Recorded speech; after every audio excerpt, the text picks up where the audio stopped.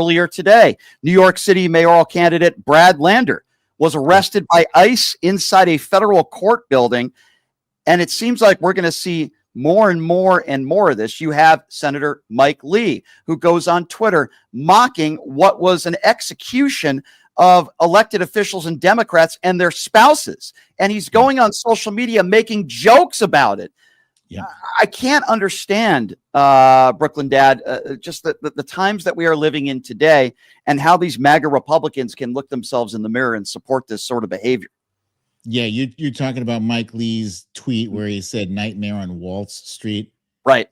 Yeah, it's disgusting. Absolutely disgusting. And what makes me sick is that Republicans, other than Lisa Murkowski and Susan Collins, did not come out and denounce the treatment of Senator Alex Padilla. First and foremost, he is one of your colleagues. And, we consider the Senate like the higher house, where you talk a lot about the rules of decorum. Like, that's the Senate, the gentlemen from, wherever, they're supposed to treat each other equally. And where is your solidarity?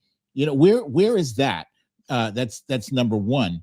And number two, where is the denouncing of Mike Lee's behavior? Somebody was killed. There were people. There was political violence.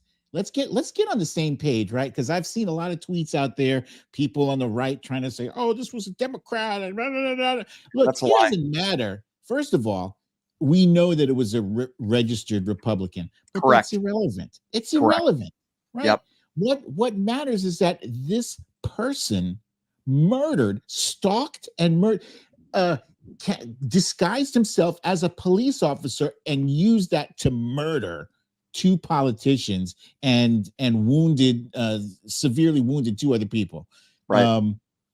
There should be unanimous denouncing of Mike Lee from both sides of this. Wouldn't party, be.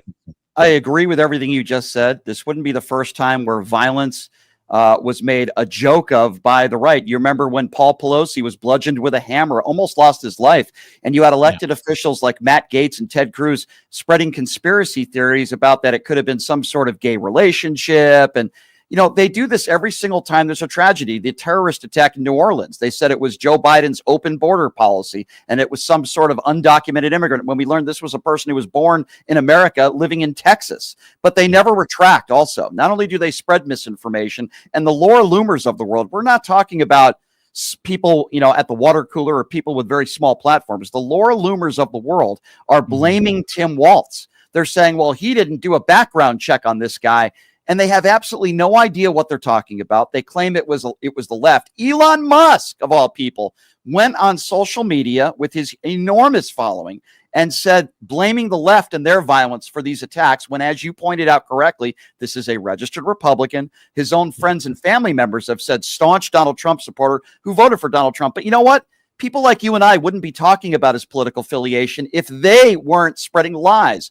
The right thing to do is to say, this is horrible. Our thoughts and prayers go out to the families. This should never be tolerated. But they always want to blame the other side, and they're lying about it.